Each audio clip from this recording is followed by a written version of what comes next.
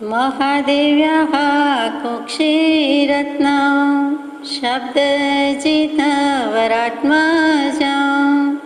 राजचन्द्रमहं वन्दे तत्त्वलोचनदायकम्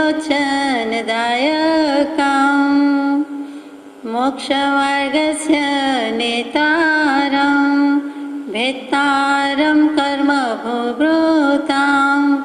ज्ञातारं विश्वतत्त्वानां वन्दे तद्गुणलब्धये अज्ञानतिमिरान्धानां ज्ञानाञ्जनशलाकया चक्षुरुन्मीलितं येन तस्मै श्रीगुरवे नमः। સત્શ્રુતને નમસ્કાર, તારક ત્રિપુટીને નમસ્કાર, અસીમ ઉપકારી આત્માને નમસ્કાર, મહાવિત્રોને નમસ્કાર, મહાવિત્રો સમાન મુરબ્બીઓ મુમુક્ષુને નમસ્કાર. પરમ કૃપાળુ દેવ પ્રણીત વચનામૃતજી ક્રમાંક 24 જીવાજીવ વિભક્તિ. ક્રમાંક 23 સુધી યથાશક્તિ વિચારણા કરી. એમાં છેલ્લે કંઈક એક બે બોલ એવા હતા કે કેટલાક જીવ નરક ગતિમાં, કેટલાક તિર્યંચ ગતિમાં, કેટલાક મનુષ્ય ગતિમાં અને કેટલાક દેવ ગતિમાં એમ રહેલા છે. એ સિવાય પાંચમી સંસારી ગતિ નહીં હોવાથી જીવો 4 પ્રકારે સમજી શકાય છે. એમાં આપણે નરક ગતિનું અને તિર્યંચ ગતિનું યથાશક્તિ વિચારણા પૂરી કરી હતી, વર્ણન પૂરું કર્યું હતું. તિર્યંચ ગતિમાં જે કંઈ છેલ્લે નહીં જેવું બાકી હતું તે અંડજ, જરાયુજ અને પોતજ. તો કે અંડજ કહેતા સમજાઈ જાય કે ઈંડામાંથી બચ્ચું પક્ષી રૂપે જન્મે છે તે કેટલાક તિર્યંચ ગતિમાં એવા જીવો છે, કેટલાક જરાયુજ છે એટલે કે મનુષ્ય, બળદ વગેરે જે ઓરમાં વીંટાઈને જન્મે છે તે, અને કેટલાક પોતજ જેમ કે હાથી. તો એ સીધું જ પોટલાની જેમ સીધું જ પોત જ પ્રગટે છે, એટલે કે સીધું જ હાથી તરીકે, બચ્ચા તરીકે જન્મ પામી જાય છે. ત્યાં ઈંડામાંથી નથી થતું, ત્યાં ઓરમાંથી થતું નથી, પણ એ રીતે બને છે. એટલે એ અંડજ, જરાયુજ અને પોતજ એ પ્રકારની પણ વિચારણા કરી હતી, મૂકી છે. ત્યાર પછી તિર્યંચ ગતિ પછી કેટલાક મનુષ્ય ગતિમાં જીવો છે. મનુષ્યના ભેદ આપણે જાણીએ છીએ કે 303 ભેદ છે. એમાં 15 કર્મભૂમિ, 30 અકર્મભૂમિ, 56 અંતરદ્વીપ એટલે 101, એના પર્યાપ્તા અને અપર્યાપ્તા એટલે 202, અને સમૂર્છિમ મનુષ્ય 101 એટલે એમ 303 ભેદ મનુષ્યના થાય છે. તો મનુષ્યો આમ જુઓ તો 7 ક્ષેત્રમાં રહે છે, એટલે અઢીદ્વીપમાં છે. એ અઢીદ્વીપમાં પાછું ક્યાં રહે છે તો કે જંબુદ્વીપમાં, અને એમાં પણ 7 ક્ષેત્ર કયા કયા છે તો એનો વિચાર કરીએ કે આ 3 લોક, એમાં જંબુદ્વીપ, એમાં એની વચ્ચે બરાબર આવેલો છે તે મેરુ પર્વત, એની દક્ષિણમાં ભરત ક્ષેત્ર, તેની ઉત્તરે હિમવંત અને હરિવર્ષ ક્ષેત્ર, તેની વચ્ચે હિમવંત અને મહાહિમવંત પર્વત, હરિવર્ષ ક્ષેત્રની ઉત્તરે નિષદ પર્વત, તેની ઉત્તરે મહાવિદ્ય ક્ષેત્ર, તેની ઉત્તરે નીલવંત પર્વત, તેની પછી હિરણ્યવંત ક્ષેત્ર આવે, ત્યાર પછી રૂપ્યક પર્વત આવે, રમ્ય ક્ષેત્ર આવે, શિખરી પર્વત અને ઈરાવત ક્ષેત્ર. આ રીતે મનુષ્યોને રહેવાના 7 ક્ષેત્રો છે, જેમાં આપણે પણ આવી ગયા. અહીંયા ભરત ક્ષેત્ર, ઐરાવત ક્ષેત્ર અને મહાવિદ્ય ક્ષેત્ર પણ આવી ગયા. આ 7 ક્ષેત્રના મનુષ્યો રહે છે તેની વાત હતી. અને 303 ભેદ જે ગણાવ્યા તે કર્મભૂમિ, અકર્મભૂમિ, 56 અંતરદ્વીપ, એમાં સમૂર્છિમ મનુષ્યો પણ લઈ લીધા છે.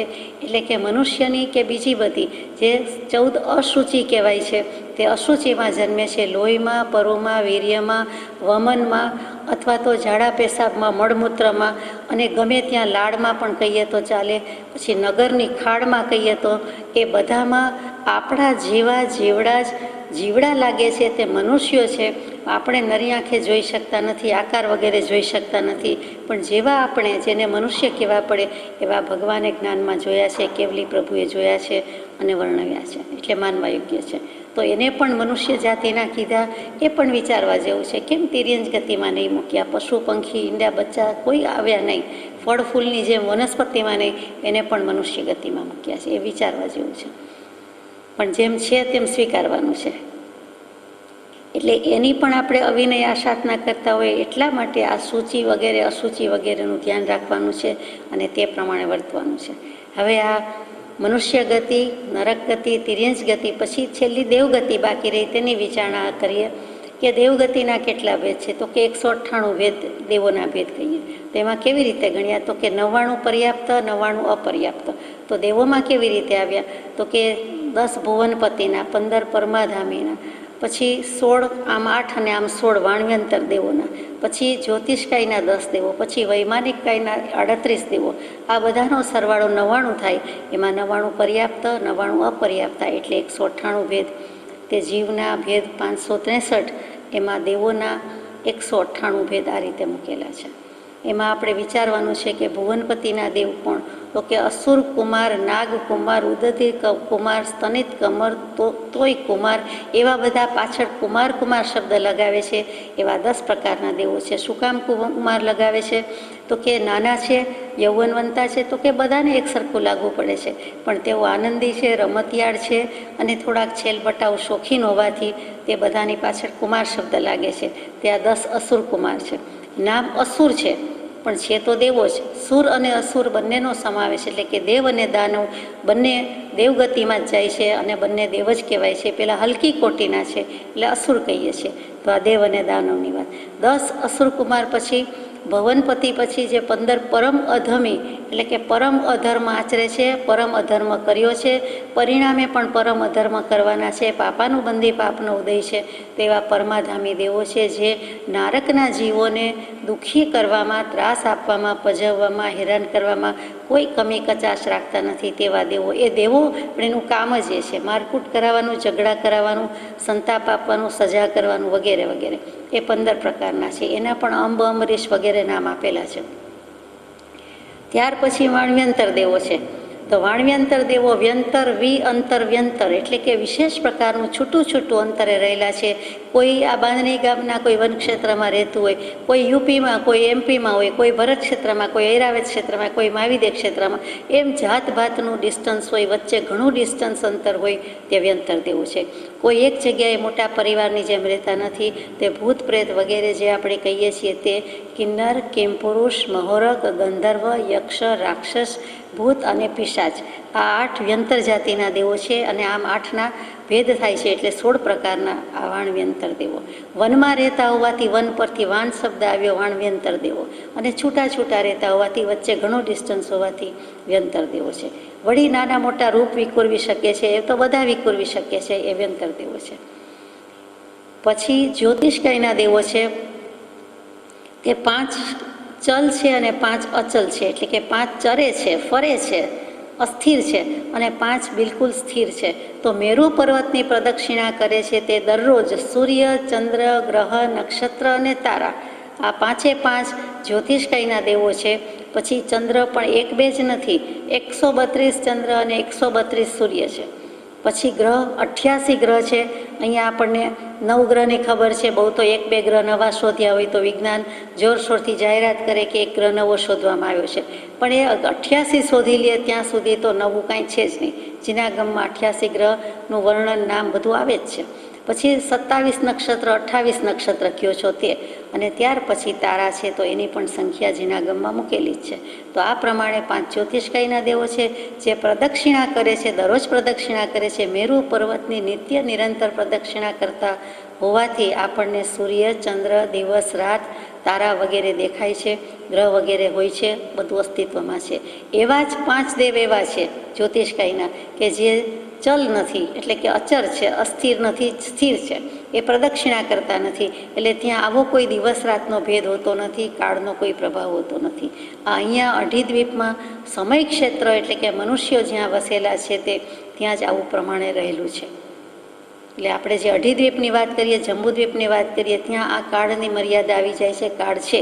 બીજે આવા દિવસ રાતનો કાળ નથી. કાળ દ્રવ્ય તો બધે જ છે, જગત આખામાં છે, પણ દિવસ રાતનો ફેર હોતો નથી. અને ત્યાર પછી છેલ્લે રહ્યા તે વૈમાનિક દેવ છે. તે વૈમાનિક દેવના ભેદ પણ 38 કહેવાય છે તે, અને તેમાં મુખ્ય કલ્પોપન્ન અને કલ્પાતીત. કલ્પોપન્ન એટલે શું? તો કે કલ્પ એટલે ત્યાં આચાર, મર્યાદા અને વ્યવહાર, જ્યાં સ્વામી શેઠના સંબંધ છે, ઉચ્ચ નીચના સંબંધ છે, મોટા નાનાના સંબંધ છે. જેમ કે મુખ્યમાં મુખ્ય એક ઇન્દ્ર અને પછી એનો પરિવાર હોય, તેમ બધા એના સેવક તરીકે, કેટલાક મિત્ર તરીકે વર્તે, કેટલાક મંત્રી તરીકે વર્તે, કેટલાક સેવક તરીકે વર્તે. એવો જે આચાર મર્યાદા કલ્પનો વ્યવહાર છે તે કલ્પોપન્ન દેવ કહેવાય છે. અને તે પ્રમાણે છે. તે 12 દેવલોક છે. શ્વેતાંબર આમનાયથી 12 દેવલોક મૂકેલા છે. સૌધર્મ, ઈશાન, સાનતકુમાર, મહેન્દ્ર, બ્રહ્મલોક, લાંતક, શુક્ર, મહાશુક્ર, સહસ્રાર, આણત, પ્રાણત, આરણ અને અચ્યુત. આ 12 દેવલોક છે. શ્વેતાંબર આમનાય પ્રમાણે 12 છે, દિગંબર આમનાય પ્રમાણે 16 દેવલોક છે. તો એ બધા જ કલ્પોપન્ન દેવમાં આવે છે. ત્યાર પછી કોણ આવે છે? તો કે 9 ગ્રૈવેયક દેવો અને 5 અનુત્તર વિમાન જે છે તે હંમેશા કલ્પાતીત દેવ કહેવાય છે. કલ્પાતીત દેવ એટલે જ્યાં આચાર વ્યવહારની મર્યાદા નથી, જ્યાં બધા અહમ ઇન્દ્ર છે, પોતે જ ઇન્દ્ર, અહમ કહેતા હું, એટલે પોતે જ ઇન્દ્ર, બધા જ પોતપોતાના અધિકારી, સ્વામી, માલિક, મન કી મરજી, તે અહમ ઇન્દ્ર છે. તે બધા જ તેમાં આવે છે, કલ્પાતીત દેવમાં આવે છે. એટલે 9 ગ્રૈવેયક, ગ્રીવા ઉપરથી ગ્રૈવેયક આવ્યું કે મનુષ્ય શરીરની ડોક હોય, ગ્રીવા છે, એ ડોકના સ્થાને જે રહેલા છે, ગ્રીવાના સ્થાને, અને એથી ઉપર આવ્યું તે મસ્તક, ઉત્તમંગ, ત્યાં જે રહેલા છે તે અનુત્તર વિમાન છે. તો 9 ગ્રૈવેયક અને 5 અનુત્તર, આ 14 પ્રકારના દેવો છે તે જ માત્ર કલ્પાતીત છે. બાકી બધા કલ્પોપન્ન દેવો છે. એટલે આ વૈમાનિક દેવની વાત પૂરી થઈ. એમાં 3 કૈલ્વેશિક દેવો પણ આવી ગયા, એ બધું આવી ગયું. 12 દેવલોક, પછી 3 કૈલ્વેશી દેવ, એ બધા એમાં આવે છે. એટલે કુલ 99, 198 આ દેવોના ભેદ છે. એટલે ભગવાને લખ્યું કે નરકમાં છે, દેવમાં છે, મનુષ્યમાં છે, તિર્યંશમાં છે, એ સિવાય ક્યાંય જીવો નથી. એટલે આ 4 ગતિમાં અનંતકાળથી પરિભ્રમણ કરી રહ્યા છીએ. હવે આટલી વાત પછી આ અધૂરું રહ્યું છે.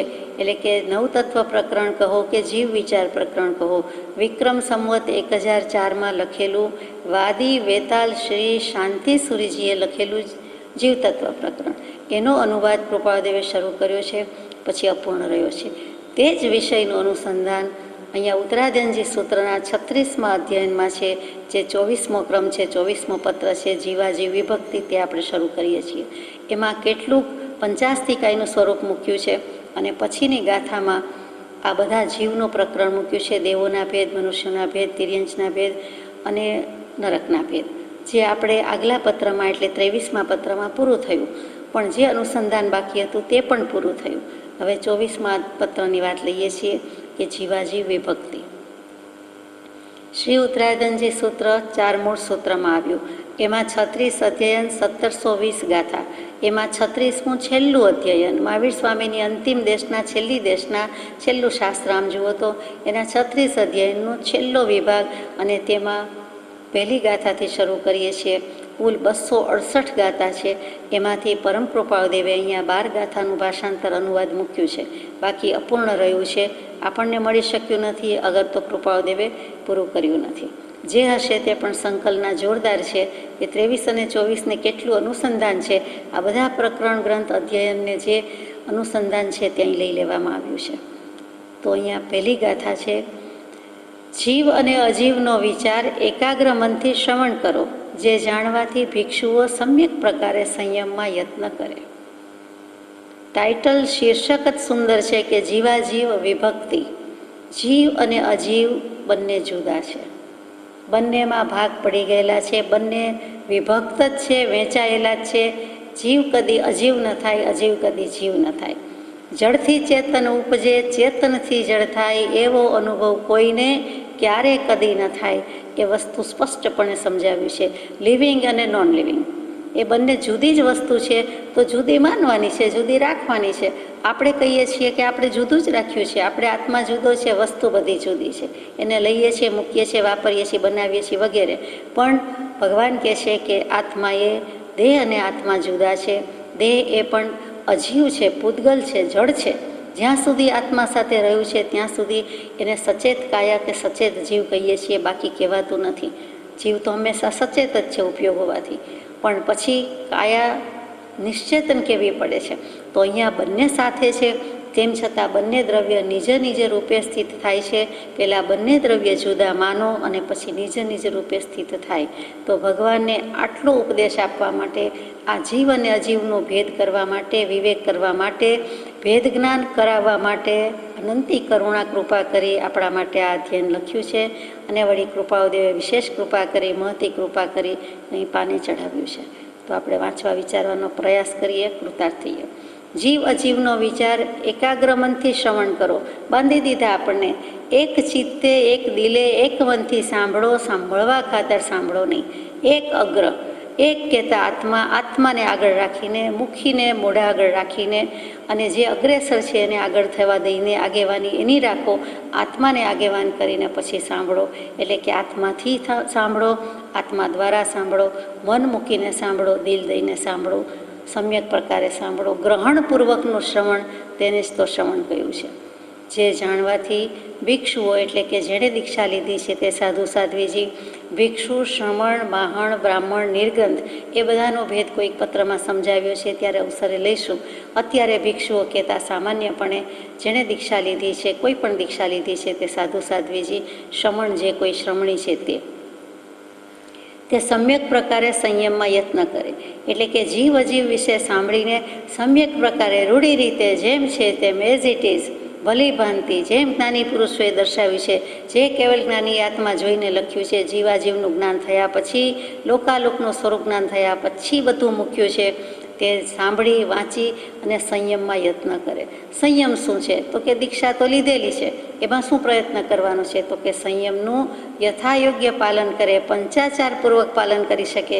જ્ઞાનાચાર, દર્શનાચાર, ચારિત્ર આચાર, તપ આચાર અને વીર્ય આચાર, આ પંચાચારનું પાલન કરે તે જ સાચા ભિક્ષુ છે અને સમ્યક પ્રકારે કરે. બાકી તો સંયમની વ્યાખ્યા કૃપાદેવની જોરદાર છે, ઘણી પ્રબળવંતી છે કે સર્વભાવથી વિરામ પામવારૂપ સંયમ તે પરમાર્થ સંયમ છે. સર્વભાવથી વિરમી જવાનું છે, વિરામ પામી જવાનું છે. તો દ્રવ્યથી અને ભાવથી સંયમમાં લગાતાર રહી શકે, બરાબર લગાવ રહી શકે, પુરુષાર્થ કરી શકે. એટલે સમ્યક પ્રકારે વિચારવાનું છે અને શ્રવણ કરવાનું છે. પહેલી ગાથા જે ઉત્તરાધનજી સૂત્રમાં છે તે વાંચીએ છીએ.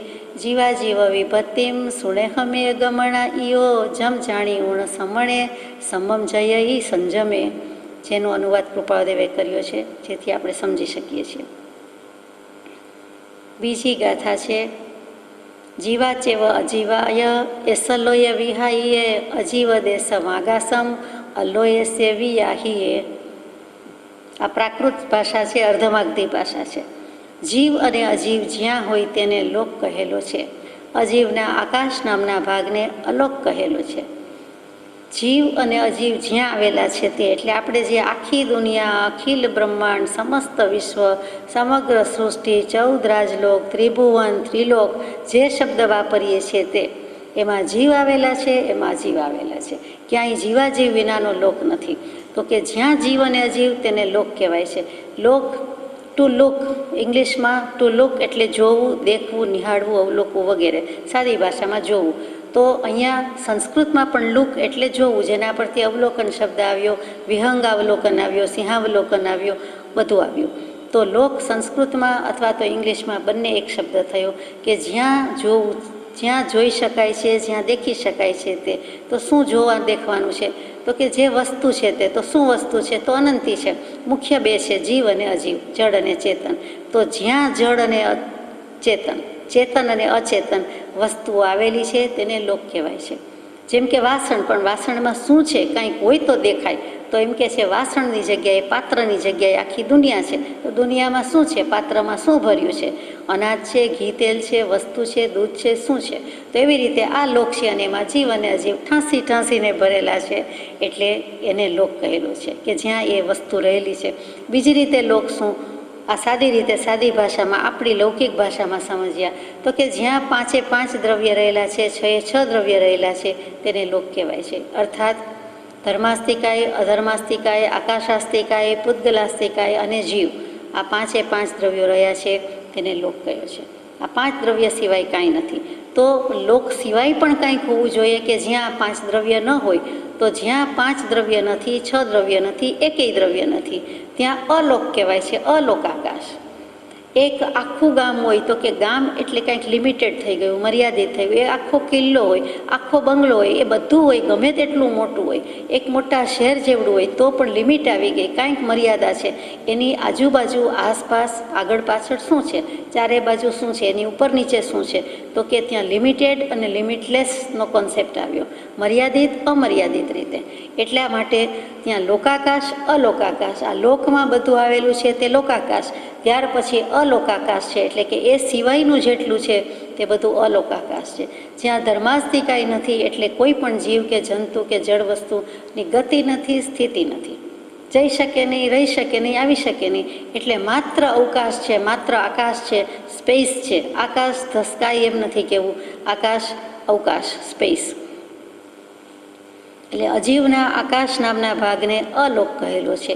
એટલે કેવલ જ્ઞાનીને લોકાલોકનું જ્ઞાન થાય છે, લોકમાં શું રહેલું છે, લોક સિવાય શું રહેલું છે એનું પણ જ્ઞાન થાય છે, એટલે લોકાલોક કહીએ છીએ. તો અહીંયા બીજી ગાથા હતી કે જીવ અને અજીવ જ્યાં હોય તેને લોક કયો છે, અને અજીવના આકાશ નામના ભાગને અલોક કહેવાય છે. ત્રીજી ગાથા છે દવઓ ખેતવો ચેવ કાલવો ભાવ હોત પરુમણા તે સિંભવે જીવાણમ જીવાણય.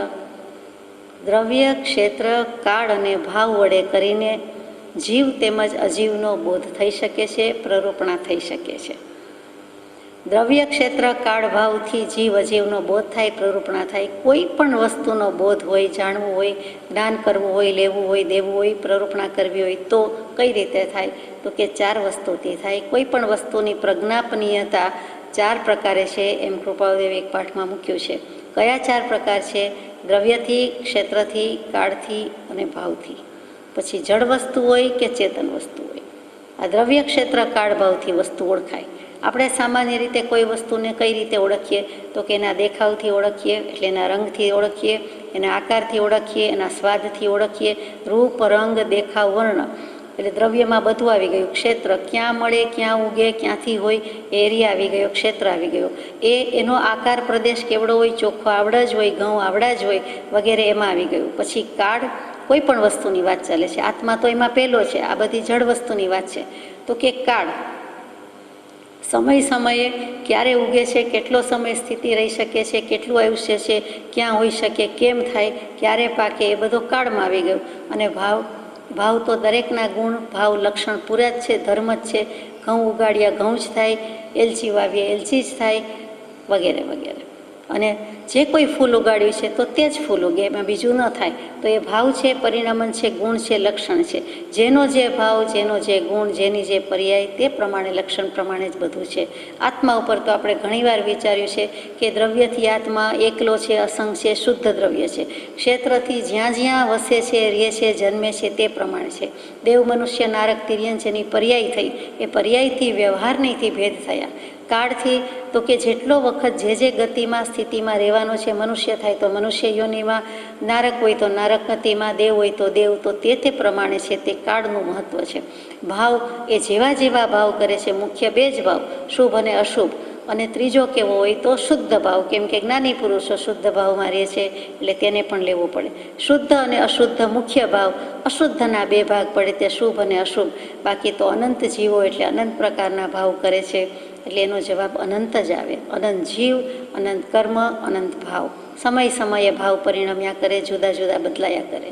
પણ આ કોની વાત થાય છે, તો કે જીવની અને અજીવની. દ્રવ્યથી, ક્ષેત્રથી, કાળથી, ભાવથી એની પ્રરૂપણા થઈ શકે, બોધ થઈ શકે છે. તો અનંત જીવ અને અનંતના મુખ્ય તો બે જ ભેદ, જળ અને ચેતન. તો આપણને કહ્યું કે બંનેના લક્ષણ જુદા છે. પ્રગટ લક્ષણે ભાન, શું કામ જુદો ભેદ પડતો નથી, તો કે ભાસ્યો દેહાધ્યાસથી આત્મા દેહ સમાન, પણ તે બંને ભિન્ન છે, પ્રગટ લક્ષણે ભાન. અને પછી કૃપાળુદેવે એ જ શબ્દો પાસેથી સદ્ધર કામ લીધું છે, ઉદ્ધાર થઈ જાય તેવું એમાં મૂકી દીધું. ભાસ્યો દેહાધ્યાસથી આત્મા દેહ સમાન, પણ તે બંને ભિન્ન છે, જેમ અસીને મ્યાન. તલવાર અને મ્યાન એક સાથે રહેલા હોવા છતાં બિલકુલ જુદા જ છે. એમાં રહેલી વસ્તુ છે, એમાં રાખવાની વસ્તુ છે, તેમાં આત્મા અને દેહ બંને બિલકુલ જુદા છે. ક્ષીરનીરની પેઠે એક સાથે તણાઈ વણાઈને રહેલા હોવાથી અત્યારે એમ લાગે છે કે બંને એક જ વસ્તુ છે, એક થઈને રહી છે. પણ ક્યારે કદી કોઈ દેહ અને આત્મા એક થઈ જતા નથી, એક હોઈ શકે જ નહીં. એ બંને જુદા જ છે અને જુદા હોવાથી જ આત્મા દેહને મૂકીને ઉડી જાય છે, ભાગી જાય છે, જતો રહે છે. એનામાં આનંદ શક્તિ છે અને પૂતગલ અહીંયા પડી રહે છે, કેમ કે પૂતગલનો તે સ્વભાવ છે. તો ચોથી ગાથા લઈએ. રૂવિણો ચેવ અરુવીય અજીવા દુહ્વિયા ભવે અરુવી દસહા ઉત્તો રૂવિણો વિચ ઉજ્જીહા ઉવિહા. રૂપી અને અરૂપી એમ અજીવના બે ભેદ થાય છે. અરૂપી 10 પ્રકારે તેમજ રૂપી 4 પ્રકારે કહેલા છે. રૂપી અને અરૂપી. રૂપી કોને કહેવાય, અરૂપી કોને કહેવાય? જીનાગમની પરિભાષાથી રૂપ કહેતા જ દેખાવ, આકાર, રંગ જે કહીએ છીએ તે. અને અરૂપી એટલે જેને વર્ણ, ગંધ, રસ, સ્પર્શ નથી તે. તો આ પૂતગલના લક્ષણ છે. પૂતગલમાં પણ રૂપી અરૂપી બંને છે. તો કે વર્ણ, ગંધ, રસ, સ્પર્શ હોય તે પણ પૂતગલનું લક્ષણ છે અને તેને રૂપી દ્રવ્ય કહેવાય છે. કોઈ પણ દેખીતી વસ્તુ છે જેનો રંગ, આકાર, દેખાવ, સ્વાદ, સ્પર્શ થઈ શકે છે, આપણે સમજી શકીએ છીએ, આપણો રોજબરોજનો અનુભવ છે, તે બધી રૂપી વસ્તુ છે, જેને દેખાવ છે, નામ છે, રૂપ છે, બધું. અરૂપી શું છે? તો કે ધર્માસ્તિકાય અધર્માસ્તિકાય દ્રવ્ય હોવા છતાં આપણને દેખી શકાતા નથી, જોઈ શકાતા નથી, આપણા જ્ઞાનમાં નથી. કેવલ જ્ઞાની ભગવંતે જોયું છે. ધર્માસ્તિકાય નામનું દ્રવ્ય ગતિમાં મદદ કરે છે, અધર્માસ્તિકાય નામનું દ્રવ્ય સ્થિતિમાં મદદ કરે છે. બંને દેખી શકાતા નથી એટલે એનું અસ્તિત્વ નથી એમ નહીં. જેમ જીવો પણ કેટલાય આપણે જોઈ શકતા નથી પણ હવામાં 14 રાજલોકમાં ઠાંસીને ભરેલા છે, તેમજ આ બંને દ્રવ્ય છે. ત્રીજું આકાશાસ્તિકાય. આકાશ દેખાય છે એટલે આપણે માનીએ છીએ દેખાય છે. આકાશાસ્તિકાય સિવાયનો જે કોઈ અવકાશ છે, સ્પેસ છે, જગ્યા છે, તે બધું છે અને તે દેખાય કે ન દેખાય તો એ અરૂપી છે અને એને અરૂપી દ્રવ્યમાં મૂકેલું છે. એટલે 2 ભાગ પાડ્યા, રૂપી અને અરૂપી. એમ અજીવના 2 ભેદ થાય છે. અને આત્માને પણ કથનચિત રૂપી કહેવાય છે, કથનચિત અરૂપી કહેવાય છે. જેમ કે મને આપનો કે આપને મારો કે એકબીજાનો આત્મા દેખાય છે, તે દેખીતી રીતે બાહ્ય રીતે દેખાય છે. પોતાનો આત્મા પણ જોયો નથી, દેખાતો નથી, તો બીજાનું ઓળખાણ કેવી રીતે થાય? પણ જે એકને બીજાને ત્રીજાનો દેખાય છે તે અપેક્ષાએ રૂપી આત્મા થયા. બીજી અપેક્ષા એ રૂપી કેમ? તો કે કેવલ જ્ઞાન જ્યારે થાય છે ત્યારે પોતાના આત્મપ્રદેશ પણ દેખાય છે, કર્મ પણ દેખાય છે, વગેરે વગેરે. એટલે ત્યારે તેને આત્માને જોઈ શકે છે, પોતાના અસંખ્યાત આત્મપ્રદેશને જોઈ શકે છે. કેમ કે કેવલ જ્ઞાન હોવાથી એક સમયમાં એક પૂતગલ પરમાણુ પ્રદેશ છે કયો તે અને એક સમયનું જ્ઞાન થાય છે, ત્યારે જ કેવલ જ્ઞાન છે. એટલે એક સમયવર્તી ઉપયોગ થઈ ગયો અને આ બધું જોઈ શકે છે. તો ત્યાં તેમના માટે આત્મા ચોક્કસ, સ્પષ્ટપણે, નિયતપણે રૂપી દ્રવ્ય થયું. એટલે ત્યાં આત્મા જોઈ શકાય છે, દેખી શકાય છે. એટલે આત્મા બંને રીતે છે, રૂપી અને અરૂપી. અરૂપી 10 પ્રકારે છે અને રૂપી 4 પ્રકારે છે. એ કેવી રીતે કીધેલા છે તે નીચે આવે છે, એટલે હવે આવે છે તે લેવાનું છે. 5મી અને 6ઠ્ઠી ગાથા સાથે મૂકી છે, તે આપણે વાંચીએ છીએ. ધમ્મથી કાયે તદ્દેશે તપ્પયેશે ચ આહિયે અહમે તસ્સ દેશેય તપ્પયેશે ચ આહિયે. પછી 6ઠ્ઠી ગાથા છે. આગાશે તસ્સ દેશેય તપ્પયેશે ચ આહિયે અદ્ધા સમયે ચેવ અરુવી દસહા ભવે. એટલે એકમાં 4 ભેદ મૂક્યા, એકમાં 10 ભેદ મૂક્યા. હવે કેવી રીતે મૂક્યા એ ગુજરાતીમાં વાંચીએ. ધર્માસ્તિકાય તેનો દેશ, તેનો પ્રદેશ. અધર્માસ્તિકાય તેનો દેશ અને તેનો પ્રદેશ. આકાશાસ્તિકાય તેના દેશ અને તેના પ્રદેશ. અને અદ્ધા સમય કાળ તત્વ એમ અરૂપીના 10 પ્રકાર થયા. રૂપીમાં આપણે કહી દીધું કે વર્ણ, ગંધ, રસ, સ્પર્શ છે તે. અરૂપી કેવી રીતે દેખાય છે? તો એના કેવી રીતે પ્રકાર પાડ્યા? તો કે ધર્માસ્તિકાય ભલે અરૂપી દ્રવ્ય છે પણ તેને દેશ અને પ્રદેશ હોઈ શકે છે. હવે દેશ પ્રદેશ એટલે આપણને દેશ કહેતા ભારત દેશ, અને પ્રદેશ એટલે બધા પ્રાંત કે રાજ્ય. એ એટલું ગોખાઈ ગયું છે કે આ જીનાગમની પરિભાષાથી દેશ પ્રદેશ સમજી શકતા નથી. તો કુલ પૂતગલ કે એના 4 ભેદ મૂક્યા છે અને એમાં 4 ભેદમાં શું આવે? તો કે દેશ, પ્રદેશ, સ્કંધ અને પરમાણુ. સૌથી પહેલેથી લઈએ તો સ્કંધ સૌથી મોટામાં મોટો, પછી દેશ, પછી પ્રદેશ અને પછી પરમાણુ.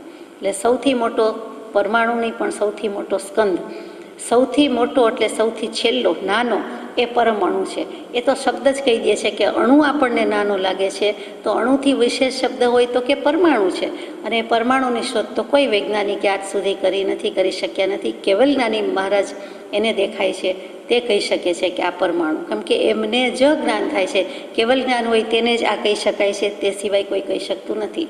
આજે વૈજ્ઞાનિકો જે વાત કરે છે તે અણુની વાત કરી શકે છે, પરમાણુની વાત કરી શકતા નથી. તો પરમાણુ સૌથી નાનો એ પૂતગલનો નાનામાં નાનો ભાગ, અવિભાજ્ય અંશ, કે તેનાથી કોઈ ફર્ધર ડિવિઝન થઈ શકતું નથી. જેમ કાળનો નાનામાં નાનો ભાગ સમય છે, તેવી રીતે પરમાણુનો એટલે કે પૂતગલનો નાનામાં નાનો ભાગ પરમાણુ છે. એનાથી મોટો તો કે પ્રદેશ, એનાથી મોટો તો કે દેશ, એનાથી મોટો તો કે સ્કંદ. અર્થાત સ્કંદ એટલે અનંત પૂતગલ પરમાણુનો મળેલો એક સમુદાય, એક સંઘાત, તે સ્કંધ. સ્કંદ એટલે આપણે ખભો કહીએ છીએ તે. અહીંયા સ્કંદ મહાપુરાણ આવે છે, સ્કંદ પુરાણ આવે છે, તે ગણેશજીને સ્કંદ કહે છે, તે સ્કંદ નહીં, તેનો શબ્દનો અર્થ જુદો થઈ જાય છે. આ સ્કંધ છે. એટલે આપણને જે બારીક હવાના રજકણમાં કોઈક સૂર્યપ્રકાશમાં બારીમાંથી બારણામાંથી કંઈક પડતું હોય અને એકદમ સૂક્ષ્મમાં સૂક્ષ્મ રજકણ દેખાય તો એમ થાય કે આપણને કેટલું ઝીણામાં ઝીણું દેખાય છે, અણુ જેટલું દેખાય છે. તો એ અણુ નથી, પરમાણુ તો છે જ નહીં, પણ અનંત પૂતગલ પરમાણુનો મળેલો એક સ્કંધ દેખાય છે. એટલે જસ્ટ ઇમેજિન કે એનો કેટલો પાતળો, નાનો અથવા ન દેખાઈ શકાય સૂક્ષ્મમાં સૂક્ષ્મ ભાગ હશે કે જેથી આપણે જોઈ શકતા નથી. એટલે ધર્માસ્તિકાઈમાં પણ દેશ પ્રદેશ છે, ત્યાં એને સ્કંધ, પૂતગલ, પરમાણુ કંઈ ભાગ કીધા નથી. એના બે જ ભાગ પડે છે, દેશ અને પ્રદેશ. અધર્માસ્તિકાઈને દેશ અને પ્રદેશ છે, આકાશાસ્તિકાઈને દેશ અને પ્રદેશ છે. એ પ્રમાણે બધું આવ્યું. અને પછી અધ્ધા સમય કાળ તત્વ, કાળ દ્રવ્ય છે, તેને અસ્તિકાય કીધો નથી, કાલાસ્તિકાય ક્યારેય કહી શકાય નહીં. કેમ કે ધર્મ, અધર્મ, આકાશ, પૂતગલ અને જીવ તેને પ્રદેશોનો સમૂહ હોવાથી, સંચય હોવાથી અસ્તિકાય શબ્દ લાગુ પડે છે. અસ્તિકાય કહેતા પ્રદેશોનો સમૂહ. જ્યારે કાલ દ્રવ્ય છે, કાલ તત્વ છે, પણ એને પ્રદેશો નથી, એટલે એને આ રીતે કહી શકાતું નથી. કાળના એક એક અણુ છે એમ કહે છે, પણ અહીંયા પ્રદેશ કીધા નથી. તો અધ્ધા સમય શું કીધો? અહીંયા અધ્ધા શબ્દ કેમ વાપરવો પડ્યો? તો કે આ જીનાગમની વાત છે. વસ્તુને અનંત ભેદે કેવી હોય છે, અનેક અપેક્ષાએ કહે છે. એકલો સમય શબ્દ વાપરે તો સમય એટલે આત્મા પણ થાય. એકલો સમય કહીએ એટલે કાળ સિવાય જે કંઈ કહીએ છીએ તે આપણે કોઈ વખત કહીએ છીએ તક મળી, પ્રસંગ મળ્યો, અવસર મળ્યો, તો ત્યાં સમય સમયને માન છે. અથવા તો આ સમયોચિત ન લાગ્યું એટલે પ્રસંગોચિત ન લાગ્યું, આ અવસરને અનુકૂળ ન લાગે, તો ત્યાં સમય એટલે અવસર, સમય એટલે પ્રસંગ, સમય એટલે કેટલીક વાર તક, કે સમય ઝડપી લીધો એટલે કે ચાન્સ લઈ લીધો, તક ઝડપી લીધી. આ સમયના બધા અર્થ થાય. તો અહીંયા સમય એટલે એ કહેવું નથી, પણ અહીંયા કાળની જ વાત છે. અહીંયા આપણે જે ટાઈમ ફેક્ટર કહીએ છીએ તેની જ વાત છે. એટલે આગળ શબ્દ લગાડ્યો છે અધ્ધા સમય, એટલે અહીંયા ઘડિયાળની જ વાત છે, સમયની જ વાત છે એમ કહેવું છે, બીજી કોઈ રીતે વાત નથી. એટલે અધ્ધા સમય કાળ તત્વ, એમ અરૂપીના 10 પ્રકાર થયા.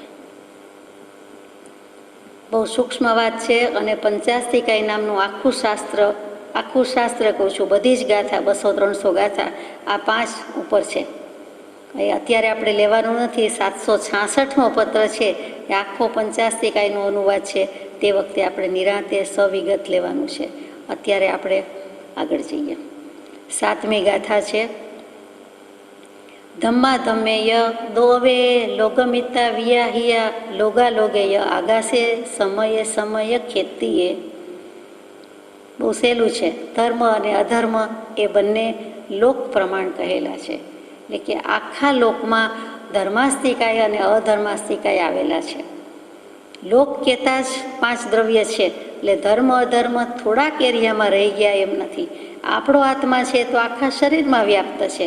આત્માના પ્રદેશોમાં કંઈ હાથ પાસે નથી ને પગ પાસે નથી ને ગોઠણ પાસે નથી ને એવું નથી. અને માથાના વાળ તો કે વાળ ખરી જાય છે, વાળને તોડીએ ફેંકીએ છીએ, વાળ બાળી નાખીએ, વાળને ગૂંથીએ, વાળને ગમે તે કરીએ તો આત્માને દુઃખ થતું નથી. કેમ કે વાળમાં ચેતન નથી, વાળમાં આત્મા નથી. જે વાળનું મૂળિયું આત્મપ્રદેશો સાથે સંકળાયેલું છે, જોડાયેલું છે, બંધાયેલું છે, ઉગેલું છે, તેને ખેંચતા આપણને સંવેદના થાય છે, લાગણી થાય છે, દુખે છે વગેરે પીડા થાય છે, તો તે ખબર પડે છે એમ થાય છે. તો ત્યાં ચેતનનો અંશ રહેલો છે, આત્મપ્રદેશ છે, એને કાઢી નાખીએ છીએ, તોડી નાખીએ છીએ તો વાળમાં ચેતન નથી. એવું જ નખ કાપી નાખીએ છીએ તો કંઈ દુખતું નથી, કંઈ થતું નથી, કેમ કે નખ જડ છે અને ત્યાં પૂતગલ છે, આપણને કાંઈ થતું નથી. પણ નખ વધારે કપાઈ જાય કે દુખાઈ જાય તો જ્યાં આત્મપ્રદેશ રહેલો છે, ચામડી રહેલી છે, જ્યાં આત્માના પ્રદેશ છે, ત્યાં તરત જ કોઈ વખત નયું પાકે છે કહીએ છીએ, કોઈ વખત વધારે કપાઈ જાય છે તો વાગી જાય છે તો દુખે છે, વગેરે વગેરે આપ જાણો છો. તો એ ત્યાં ચેતન હોવાથી એ પ્રમાણે થાય છે. એટલે કહેવાનું તાત્પર્ય કે ધર્માસ્તિકાય અધર્માસ્તિકાય આખા લોકમાં વ્યાપીને રહેલા છે, એક અંશ માત્ર રેખા માત્રમાં નથી એમ નથી, એ છે ને છે, આખા લોકમાં છવાયેલા છે, આટલું જ કહેવું છે. એની આગલી ગાથા એટલે અનુસંધાનમાં છે તે આકાશ લોકાલોક પ્રમાણ છે. આ શું કામ કહેવું પડે છે? બધા એક લોકમાં રહેલા છે એની ચોખવટ કેમ કરવી પડે છે? એક લોકાકાશ એટલે કે આકાશાસ્તિકાયનો અડધો ભાગ, થોડો ભાગ એવો છે કે જે અડધો તો નહીં કહેવાય, પણ જે કાંઈ ભાગ છે તે લોક સિવાયનું જેટલું છે એ જગ્યા જાય ક્યાં? તો કે ભગવાને એક જગ્યા અવકાશ છોડી નથી, એ અવકાશને પણ દ્રવ્યમાં લઈ લીધું છે.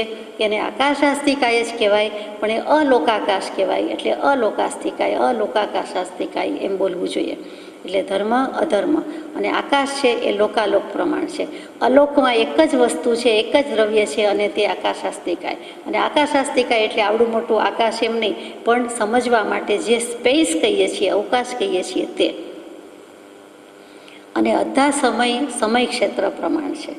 કાળ દ્રવ્ય ક્યાં આવેલું છે? તો કે માત્ર સમય ક્ષેત્ર પ્રમાણ એટલે અઢીદ્વીપમાં જ આવેલું છે. સમય કહેતા સમય, કાળ, અને અઢીદ્વીપનો બીજો શબ્દ છે સમય ક્ષેત્ર પ્રમાણ. કેમ કે 5 જ્યોતિષકાયના દેવો મેરુ પર્વતની પ્રદક્ષિણા કરતા હોવાથી આ અઢીદ્વીપના મનુષ્યો છે, અઢીદ્વીપમાં રહેલા જે મનુષ્યો છે એ સિવાય ક્યાંય મનુષ્યો છે જ નહીં. અને મનુષ્ય ક્ષેત્રનું બીજું નામ અઢીદ્વીપ, અને તેમાં જ આટલું રહેલું છે.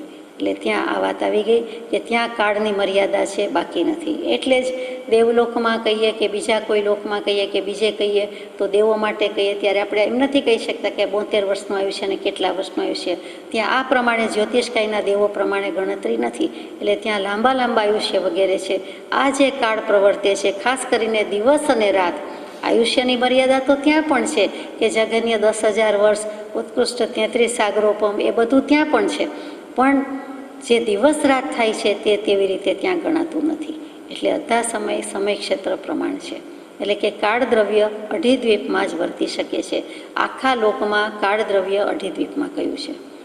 ધર્મ અધર્મ અને આકાશ એ અનાદિ અપર્યવસ્થિત છે, એ લેવાનું છે. હવે એની વાત આવી. હવે ગતિ પછી સ્થિતિની વાત આવે છે. તો 8મી ગાથા છે, 8મી અને 9મી સાથે આવે છે કે ધમ્મા ધમ્મા ગાસા તિન્નિવી એ અણાઈયા અપજ્જ વસિયા ચેવ અવધમતુ વિયા. પછી 9મી ગાથા છે સમય એવી સંતયમ પપ્પ એવમેવ વિયાહીએ આઈ સમ પપ્પ સાઈએ સપજ્જ વસી એવી. બેમાં મોટો ફેર ક્યાં આવ્યો? તો કે એકમાં એમ કહ્યું કે સપર્યવસિત છે, એકમાં એમ આવ્યું અપર્યવસિત છે. સપર્યવસિત સાદી, અપર્યવસિત અનાદિ. અનાદિ શબ્દથી પરિચિત થઈ ગયા છે, અપર્યવસિત આવે છે એટલે અઘરું લાગે, જુદું લાગે. પણ અપર્યવસિતનો અર્થ બીજો કાંઈ નથી પણ અનાદિ અને અનંત, જે કહેવું હોય તે. એટલે અવસાન શબ્દ કહીએ છીએ એટલે પર્યવસાન છે, જેમાં અવસાન થાય છે, જેમાં સમાપ્તિ આવે છે, જેનો છેડો ફાટી જાય છે, જેનો અંત આવી જાય છે, તે બધું સપર્યવસ્થિત. અને જેમાં છેડો અંત આવતો નથી, સમાપ્ત થતું નથી, તે અપર્યવસ્થિત. એટલે અવસાન શબ્દ આવ્યો છે આના પરથી જ આવ્યો છે. પર્યવસ્થિત, અપર્યવસ્થિત અને સપર્યવસ્થિત, અપર્યવસ્થિત.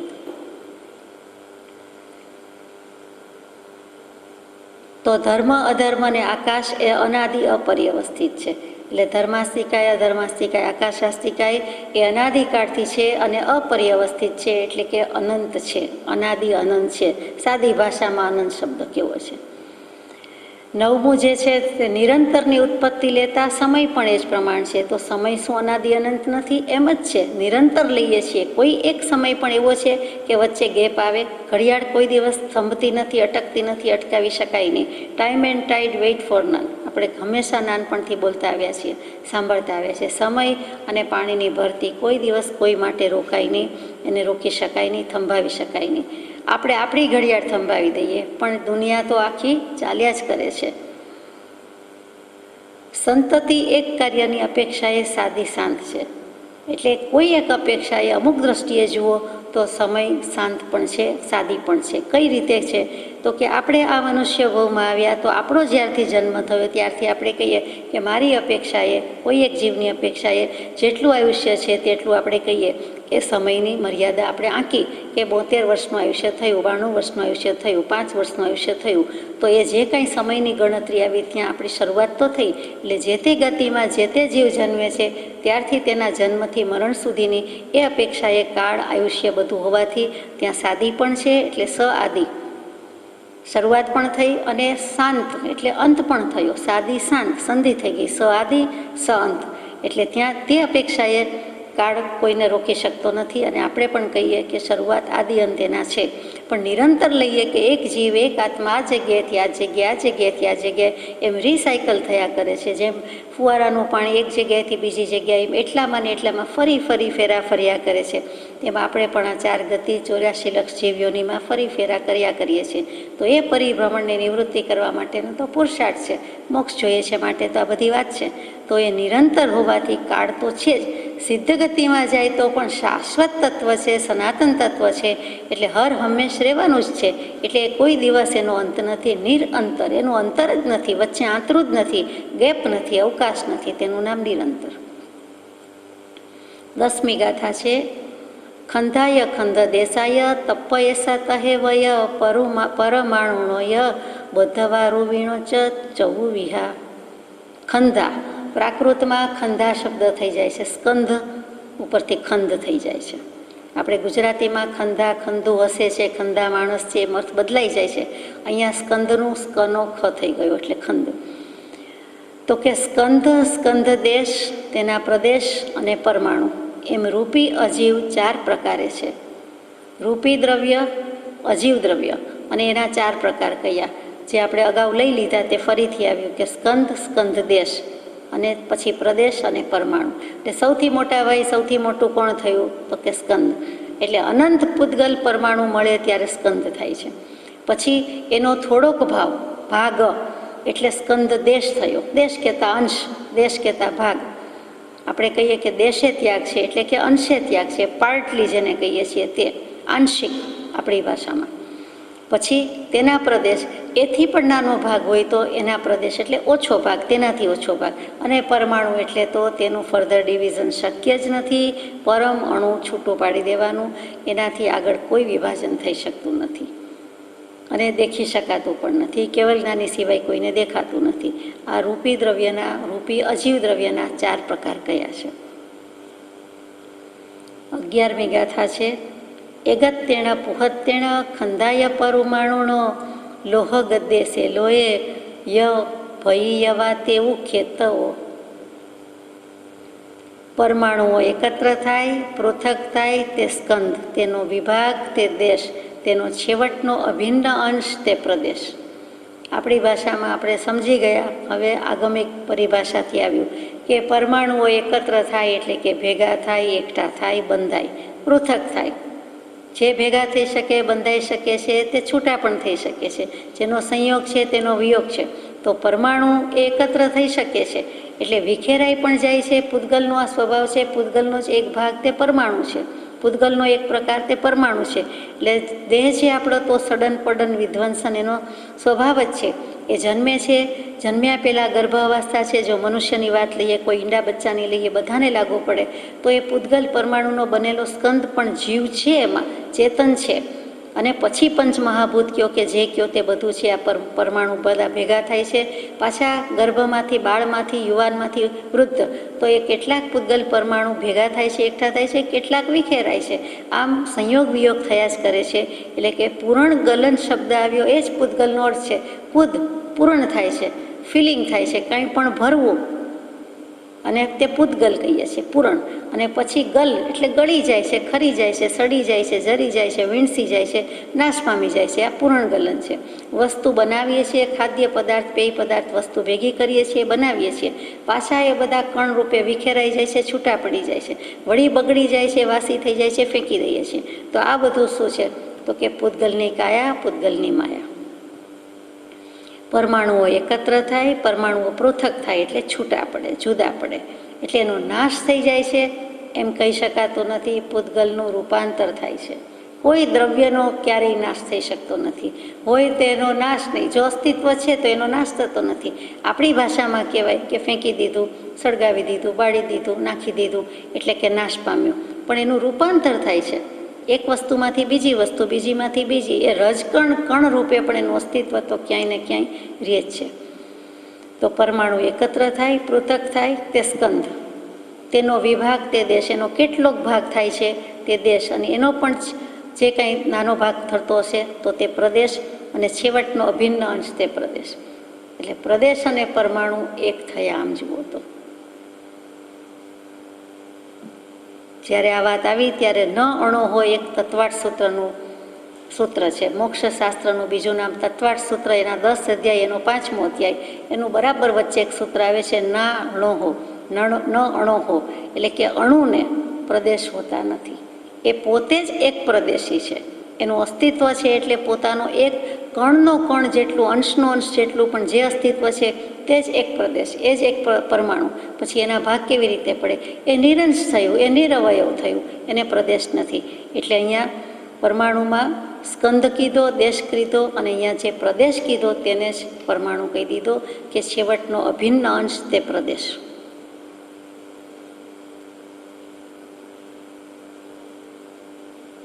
બારમી ગાથા છે.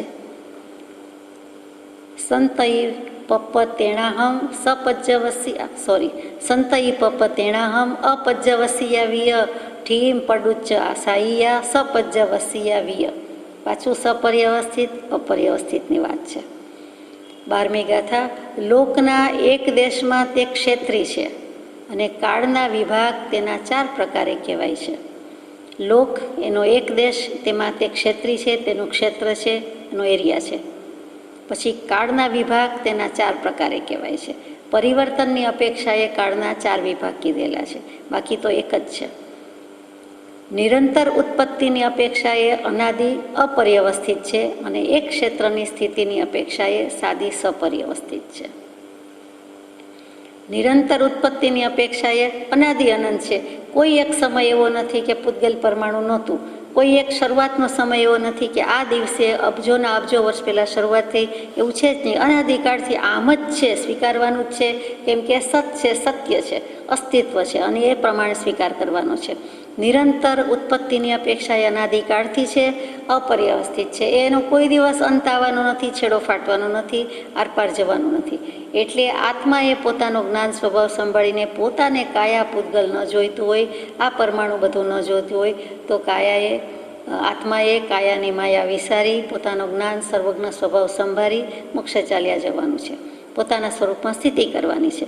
બાકી આ વસ્તુ તો આમ જ રહેવાની છે. આપણે જગતથી જુદા પડીને ભગત થઈને ભાગી જવાનું છે, બાકી ભક્ત થઈને ભગવાન થઈને ભાગી જવાનું છે. અહીંયા રહેવાનું નથી. એટલે અનાદિકાળથી દુનિયા તો આમ જ હતી અને અનંતકાળ સુધી આમ જ રહેશે. એક ક્ષેત્રની સ્થિતિની અપેક્ષાએ સાદી સપર્યવસ્થિત છે. કોઈ એક મર્યાદિત, લિમિટેડ, પર્ટિક્યુલર અમુક ચોક્કસ ક્ષેત્રની રીતે વાત કરતા હોય તો એને શરૂઆત પણ છે ને એને અંત પણ છે. મેરુ પર્વત કહીએ એટલે આખા 3 લોકમાંથી આપણી જગ્યા, આપણું ધ્યાન જાય કે અચ્છા આ એક મેરુ પર્વત, ભરત ક્ષેત્ર, આ એક ભરત ક્ષેત્ર, તો ત્યાં શરૂઆત થઈ. કે ત્યાં એમ લાગે કે વાતની શરૂઆત થઈ, શબ્દથી શરૂઆત થઈ, બધી રીતે શરૂઆત થઈ. પછી કોઈ એક જીવની વાત કે આ એનો પહેલો ભવ અનાદિકાળથી છે, નિગોદમાં છે, એટલે પહેલો ભવ તો કહેવાશે નહીં, પણ નિગોદમાંથી નીકળ્યા, સમ્યક દર્શન થયું, તો ત્યાર પછી ગણતરીના ભવ શરૂ થાય તો પહેલો ભવ એમ કહી શકાય. આ ભગવાન થયા, એને પણ અનંતા ભવ હતા, તીર્થંકર દેવને અનંત ભવ હતા. પણ આપણે કેમ એના 5, 15, 25, 27 ભવની વાત કરી શકીએ છીએ, કરીએ છીએ? તો કે અનંત ભવમાં જ્યારથી આત્મજ્ઞાન થયું, જ્યારથી સમ્યક દર્શન થયું, ત્યાર પછી જે એને મોક્ષની યાત્રા આરંભી અને તે પૂરી કરી, એટલે તે ભવની આપણે વાત લઈએ છીએ, તેમાંથી સદબોધ લઈએ છીએ. તો અહીંયા કોઈ એક ક્ષેત્રની સ્થિતિની અપેક્ષાએ, કોઈ એક વ્યક્તિની અપેક્ષાએ, કોઈ પણ અપેક્ષાએ સાદી છે, એની શરૂઆત છે, સપર્યવસ્થિત છે, એટલે એનો અંત પણ આવે છે કે આ જીવ મોક્ષે ગયો, એટલે તે દૃષ્ટિએ એનો મોક્ષ એટલે એનો અંત આવ્યો કે હવે 84ના ફેરામાંથી સંસાર અવસ્થામાંથી, સંસારની પર્યાયમાંથી, સ્થિતિમાંથી એ જીવ છૂટ્યો અને ખરા અર્થમાં છૂટ્યો. મુકાવવું, છૂટવું, છોડવું. એટલે હવે ખરા અર્થમાં કર્મથી, કાયાથી, કશાયથી મુકાઈ ગયો અને પોતાનો એકમાત્ર આત્મા, એનો જ્ઞાન, દર્શન, સ્વભાવ, ગુણ એને સંભાળીને હવે સિદ્ધ પદમાં સ્થિતિ કરી, સિદ્ધ પર્યાયને પ્રાપ્ત થયો. તે અપેક્ષા એ સાદી શાંત કહેવાય, બાકી કહેવાય નહીં. અહીંયા 12 ગાથાનું જ આપણને મળી શક્યું છે, એટલે અહીંયા 24મો ક્રમ પત્રાંક પૂરો થાય છે. પણ આ અધ્યયનમાં 268 ગાથા છે. એમાં પૂતગલનું, એના ભેદનું, વળી દેવગતિના, મનુષ્ય ગતિના, નરક ગતિના, તિર્યંશ ગતિના જીવો, એના ભેદ, એ બધા વિશે સવિસ્તર વાત છે, જે આપણે આગલા 23મા પાઠમાં લઈ જ લીધી છે. કેટલીક વખત સંસાર ભાવનામાં, લોક ભાવનામાં એમાં પણ લેવાઈ ગયું છે. એટલે આમ જુઓ તો આખું અધ્યયન આપણે લેવાઈ ગયું છે. એટલે અહીંયા આપણે એમાં વિગતમાં જતા નથી. અને આ શાસ્ત્રમાં જે છેલ્લે વાત કરી છે તે બહુ મજાની છે કે આ બધા જીવ અજીવનો ભેદ પાડીને કામ શું છે. આપણે ન જાણતા હોય તો ન ચાલે, આપણને ખબર ન હોય તો ન ચાલે. તો ભગવાન કહે છે કે જાણવું તો જોઈએ ને સમજ તો પડવી જોઈએ ને કે જગતમાં આ પ્રમાણે છે. આખું દુનિયા તો જોવા જવાના નથી, બધે ફરી આવ્યા પણ આત્માને ઓળખ્યો નહીં, આત્મજ્ઞાન થયું નહીં, કેવલ જ્ઞાન થયું નથી. એટલે લોકની કે અલોકની કાંઈ ખબર તો છે નહીં, પણ જેને ખબર છે તેવા કેવલજ્ઞાની પ્રભુએ જે મૂક્યું છે તે સમજી, સાંભળી, વિચારી અને આપણી દૃષ્ટિ વ્યાપક બનાવે છે, વિશાળ બનાવે છે કે જીવ કોને કહેવાય, અજીવ કોને કહેવાય, જીવના લક્ષણ શું, અજીવના લક્ષણ શું. અને આટલી બધી વ્યાપકતા હોવા છતાં, વિજ્ઞાન આટલું આગળ વધ્યું હોવા છતાં વિતરાગ વિજ્ઞાન પાસે તો એ પાંખવું જ પડે છે, ઝાંકવું જ પડે છે. શું કામ? તો કે અપૂર્ણ છે, અધૂરું છે, એ પૂર્ણતાને પામ્યું નથી. ગમે તેટલું હોય પણ જ્યાં સુધી આખું વર્તુળ, આખું ગોળ પૂરેપૂરું 360 ડિગ્રીથી ન જાણી શકીએ ત્યાં સુધી અધૂરું, અધૂરું ને અધૂરું. પોણું જાણીએ તો પણ પાતો બાકી રહ્યું, 80%, 90%, અરે 99% હોય તો પણ અંશ બાકી રહે, દેશ બાકી રહે, પ્રદેશ બાકી રહે. તો કૃપાદેવે અને આ બધા જ્ઞાની પુરુષોએ, કેવલ જ્ઞાની ભગવંતોએ અનંતી કૃપા કરી અને આ સદબોધનું દાન આપ્યું કે જીવ અજીવ જાણે તો જ જીવને ખબર પડે કે હું જીવ, હું ચેતન, મારે મારો નિજ સ્વભાવ સંભાળવાનો હોય, મારે મારા આત્મ સ્વરૂપમાં સ્થિતિ કરવાની હોય. મને આ બધા જળ દ્રવ્યો સાથે અનિત્ય પદાર્થ પ્રત્યે, અનિત્ય વસ્તુ પ્રત્યે, જેમાં દેહ પણ આવી ગયો પોતાનો, કે થોડાક સમયનો સાથ આપે છે, પછી આત્મા આમ, દેહ આમ, તો એની સાથે એની એવી કાયામાં માયા રાખીને શું કરવું છે. એવી કાયાનોય ભરોસો રાખવા જેવો નથી, એવી માયાનોય ભરોસો રાખવા જેવો નથી. વિશ્વાસ, શ્રદ્ધા, પ્રતીત કરવા યોગ્ય એક જ તત્વ છે, તે આત્મતત્વ, શુદ્ધાત્મ તત્વ. આત્માની પાસે, ચેતનની પાસે વિશ્વની સઘળી તાકાત કાંઈ જ નથી, એની કોઈ વિસાત નથી. એટલે સર્વસ્વ કોનું છે? તો કે સર્વજ્ઞની સર્વસ્વતા પાસે, કે એના સર્વસ્વ પાસે વ્યક્તિનું કે વસ્તુનું વર્ચસ્વ કાંઈ નથી. એને સર્વસ્વ અર્પણ કરી દઈએ, કેમ કે એને સર્વજ્ઞતા પ્રગટાવી છે. તો આ બધો બોધ આપણને આમાંથી મળે કે જીવાજીવનો ભેદ કરવો જોઈએ, દેહ ચેતનનો ભેદ લેવો જોઈએ, દેહ આત્માનો વિવેક કરવો જોઈએ. એ વિવેક કરશે તો જ આ હંસલો હંસ જેમ ક્ષીરનીરનો વિવેક કરે છે, દૂધ પાણીનો વિવેક કરે છે, દૂધનો ચારો ચરી જાય છે, મોતીનો ચારો ચરે છે, પાણી છોડી દે છે, છૂટું પાડી દે છે. તો એમ જ આપણો હંસલો, આપણો આત્મા પણ આ દેહ અને આત્માનો વિવેક કરી અને મોક્ષે ચાલ્યો જાય, એવી ભાવના રાખવાની છે. વિવેક તો જ થાય, વિશેષપણે વેચી લેવું તેનું નામ વિવેક. +વીચ છૂટું પાડી દેવાનું છે. શું છૂટું પાડવાનું છે? આખો વ્યવહાર, આખું જીવન કાંઈ ને કાંઈ તો છૂટું પાડ્યું જ છે. જન્મ્યા, શીખ્યા, ભણ્યા ત્યારથી કાંઈ ને કાંઈ તો વિવેક કર્યો જ છે. ખાવા પીવાનો થી માંડીને હિત અહિતનો, શુભ અશુભનો બધો વિવેક વિચાર કર્યો છે. હવે ફાઇનલ અલ્ટિમેટ એક જ નિર્ણય કે વિવેક કરવાનો છે, ભેદ કરવાનો છે. કયો? દેહ તે દેહ, આત્મા તે આત્મા. આ બધી જ બાજી પૂતગલની છે. પૂતગલ હોંતી કાયા, પૂતગલ હોંતી કાયા. ચિદાનંદજી મહારાજ, જેનું સ્વરોદય જ્ઞાન આપણે વાંચ્યું, 22મો પત્ર, એમણે ઘણા શાસ્ત્રો લખ્યા છે. એમાં એક પૂતગલ ગીતા લખી છે. જાત ભાતની ગીતાજી લખાયેલી છે, એમાં પૂતગલ ગીતા, કે આત્માના ગુણગ્રામ તો બધા ગાય, એમણે પૂતગલ ના ગાયા. કે એથી એને વિવેક આવી જાય કે પૂતગલ આવું, પૂતગલ આવું, આ દૈહિક સુખ, લૌકિક સુખ, ભૌતિક સુખ, તો પૂતગલ તો આવું જ છે. અને પછી છેલ્લે કહી દીધું કે સંતો દેખીએ બે પરગટ, પૂતગલ જાલ તમાશા. આ સંત પુરુષ શું કરે છે, સતને પ્રાપ્ત થાય છે કેવી રીતે, તો કે પૂતગલની ગીતા વાંચી સાંભળીને પૂતગલ તે પૂતગલ અને આત્મા તે આત્મા. આ બધી બાજી પૂતગલની છે, એમાં કાજી થવાનું છે, ન્યાય કરવાનો છે અને પોતાની બાજી સંભાળી લેવાની છે. તો કે પૂતગલમાંથી દેખીએ બે પ્રગટ પૂતગલ જાલ તમાશા, તમાશો જ છે, ખેલ છે, અજાયબી છે કે આત્માને દેહ સાથે રહેલા હોવા છતાં આત્મા આત્માને જ ઓળખી શકતો નથી, આત્માને જ શંકા કર્યા કરે છે, આત્માનું જ્ઞાન કરતો નથી. તો અહીંયા દેહ આત્માના વિવેકનું આપણને ભેદ જ્ઞાન કરવા માટે બહુ શરૂઆતમાં 19મા 20મા વર્ષે કૃપાળુદેવે જીવાજીવ વિભક્તિ મૂકી છે. ઉત્તરાધનજી સૂત્રના 36 અધ્યયનમાંથી કેમ આ જ અધ્યયન મૂક્યું, કેમ અત્રે મૂક્યું, તો આપણને સમજાય છે, આપણી બુદ્ધિથી મતિથી સમજાય છે. બાકી ખરું ભગવાન જાણે કે અહીંયા જીવાજીવનો વિવેક કરી લ્યો. મોક્ષમાળામાં મૂક્યું જ છે કે વિવેક એ ધર્મનું મૂળ તત્વ છે અને જ્ઞાનીઓએ વૈરાગ્ય શા માટે બોધ્યો, એવી જ રીતે વિવેક વિશે પણ એક જુદો પાઠ લખ્યો. તો વિવેક સમજાય એટલે તે મોક્ષમાળાની દૃષ્ટિ હતો, બાલાવબોધની રીતે હતો, બાળજીવો પણ સમજી શકે એટલે હતો. એથી થોડા આપણે આગળ આવ્યા, જાણે કે મોટા થયા અને હવે આપણને કહે છે કે દેહ આત્માનો વિવેક કરી દેવો. ભેદ જ્ઞાન એ જ વિવેક જ્ઞાન અને એ જ સમ્યક જ્ઞાન. એટલે જે શબ્દ મૂકો તે, જે જ્યાંથી લાવો તે, જ્યાંથી ત્યાંથી લાવો તે સમ્યક દર્શન કરી લેવાનું, આત્મજ્ઞાન લઈ જવાનું, એટલો જ બોધ છે. એની જ પ્રરૂપણા છે, એનું જ નિરૂપણ કર્યું છે, એટલી કૃપા કરી છે. અંતમાં જે કૃપાળુદેવે ઉત્તરાધનજી સૂત્રના અનુવાદમાં છે, અહીંયા મૂક્યું નથી, પણ ઉપદેશામૃતજીમાં ઘણી વખત એ ગાથા મૂકેલી છે પ્રભુશ્રીજીએ. તેથી સમાપન કરીએ. જીણવયણે અણુરક્તા જીણવયણમ જે કરેન્તિ ભાવેણ અમલા અસંકિલિઠા તે હોંતિ પરિત સંસારી. જે જીન વચનમાં અનુરક્ત છે એટલે કે રંગાઈ ગયા છે. અનુરક્ત એટલે હંમેશા રાગ હોય ત્યાં જ રક્તભાવ આવે અને રંગાઈ કહેવાય, રંગાયેલા કહેવાય, રંગીન કહેવાય. અને અનુરક્ત એટલે અનુરાગ શબ્દ કહીએ છીએ તે રાગ અને છેક સુધીનો રાગ કે એમાં રંગાઈ જઈએ, પૂરેપૂરા રંગાઈ જાય. કોની પાછળ? તો કે જીન વચનમાં. જીન પ્રરૂપિત વચન, કેવલી પ્રરૂપિત તત્વ બોધ જે છે તે એમાં રંગાઈ જાય છે.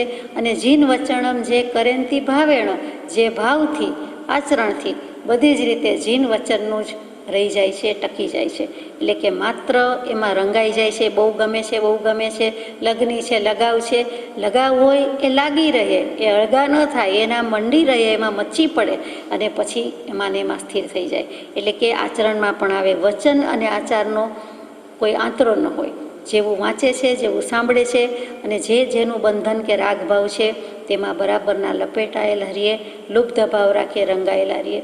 એટલે કે આચરણ કરે, અંગીભૂત કરે. જે કાંઈ જીન વચન વાંચ્યું છે તેને અંગીકાર કરે છે, આચરણ કરે છે. પછી એનું પરિણામ મૂક્યું છે અમલા. એ નિર્મળ થઈ જાય છે, વિમળ થઈ જાય છે, પવિત્ર થઈ જાય છે, મળ રહિત થઈ જાય છે. મળ શું છે? તો કે ભાવ મળ. રાગ દ્વેષ જે કંઈ છે, રાગ દ્વેષ અજ્ઞાન છે, તેનાથી રહિત થઈ ગયા એટલે નિર્મળ થઈ ગયા, પવિત્ર થઈ ગયા. બીજું શું થાય છે? તો કે અસંકલિઠા. શબ્દ અઘરો લાગે, સમજવો મુશ્કેલ લાગે, પણ આચરવો એથી મુશ્કેલ છે. પણ પહેલાં સમજીએ તો કે સંક્લિષ્ટ પરિણામ એમ બહુ શબ્દ આવે કે ક્લેશયુક્ત પરિણામ, પછી સંક્લેશના સ્થાન અને પછી સંક્લિષ્ટ પરિણામ. ક્લેશ શબ્દ એના પરથી જ બધું આવ્યું કે જે મન કલુષિત થાય છે એટલે આત્મા કલુષિત થાય છે, એટલે કે ઉપયોગ દૂષિત બને છે, કલુષિત બને છે. પ્રદૂષણ બહુ ચાલ્યું છે, તો અહીંયા આત્માને પ્રદૂષણ કયું લાગ્યું છે? તો કે રાગ દ્વેષ અજ્ઞાનનું લાગ્યું છે. તો એ જ ક્લેશ છે. રાગ દ્વેષ, અસ્મિતા, અવિદ્યા અને અભિનિવેશ, આ 5 પ્રકારના ક્લેશ છે. તો કે હવે એ ક્લેશ અને સંક્લેશ એ બંને નીકળી ગયા છે, નાબૂદ થઈ જાય છે. અસંક્લિષ્ટ ભાવ આવ્યો છે. એટલે રાગાદિક ભાવોથી, રાગાદિક બુદ્ધિથી, બધાથી ક્લેશ જે કંઈ હતા તે ક્લેશ રહિત થઈ ગયા. ક્લેશ રહિત તે ભવપાર, ક્લેશ સહિત તે સંસાર. યશો વિજયજી મહારાજના સ્તવનમાં આવે છે એ.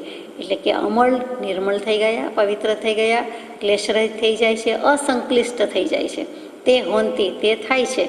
પરિત્ત સંસારી, સંસાર મર્યાદિત થઈ જાય છે, ઘણી મર્યાદામાં આવી જાય છે. અનંતકાળથી ને અનાદિકાળથી ફરીએ છીએ એમાં મર્યાદિત એટલે કેટલું સારું કે જેની કોઈ લિમિટ લેસ લિમિટ હતી જ નહીં. એમાંથી એ લિમિટેડમાં આવી ગયો. ભલે ને કોઈ કે 15 ભવે મોક્ષ, 25 ભવે મોક્ષ, 100 ભવે મોક્ષ, 1000 ભવે મોક્ષ, રિઝર્વેશન તો થઈ ગયું ને, બુકિંગ તો થઈ ગયું ને, વાત તો પાકી થઈ ગઈ ને કે કોક દિવસ ક્યારેક પણ મોક્ષે જઈશું, તો તેનું નામ પરિત્ય સંસારી. ગાયની ખરીમાં પાણી ભરાય, જેટલું પાણી ભરાય અને જેટલી વાર પાણી ભરાય એટલા જ ભવ બાકી રહે તો પરિત્ય સંસારી કહેવાય છે. ગાયની ખરી, ગાયના પગની નીચે જે હોય ગાદી તે ખરી, અને એ ખરીમાં કેટલું પાણીને કેટલી વખત રહી શકે અને કેટલું પાણી સમાય, તો કે ખોબા જેટલું નહીં, મુઠ્ઠી જેટલું નહીં. ગાયની ખરીની જગ્યા આપી. બધા જ્ઞાની પુરુષોએ એ જ શબ્દ પ્રયોગ કર્યો છે, તો કે તેવો મર્યાદિત સંસાર થઈ જાય છે. એટલે આ આખો સંસાર જે લિમિટલેસ હતું અનંતકાળ, એમાંથી મર્યાદામાં આવી ગયો. તો એ ધન્ય દિવસ કે ત્યારે ધન્ય પળ કે જેથી કરીને આપણી લિમિટ આવી ગઈ અને સંસાર ભાવથી મુક્ત થઈ ગયા. પહેલો તો એ સંસાર ભાવથી મુક્ત થાય છે, દેહ ભાવથી મુક્ત થાય છે, અને ત્યારે જ અહીંયા મુકાણો છે, અહીંયા મોક્ષ સ્વરૂપ થાય છે. પછી મોક્ષે જાય છે એટલે કે શાશ્વત કાળ સુધી, સનાતન કાળ સુધી તે સિદ્ધ પદમાં, સિદ્ધ શિલા પર નિવાસ કરવા જાય છે. એટલે આપણે કહીએ કે બીજું કંઈ શોધમાં એક સત્પુરુષને શોધી એના ચરણ કમળમાં સર્વાર્પણ ભાવે વર્ત્યો જા, અને પછી જો મોક્ષ ન મળે તો અમારે આપવો, અમારી પાસેથી લેજે. આ કૃપાદેવની ગેરંટી પ્રભુશ્રીજીએ એથી પણ અધિક ગેરંટી આપી, વીમો ઉતાર્યો. પછી જો મોક્ષ ના મળે અમારે આપો એવું ઉતાર્યો માન જે વીમો, કહ્યું છે જ્ઞાનીએ કેવું સજાત્મ સ્વરૂપ પરમ ગુરુ.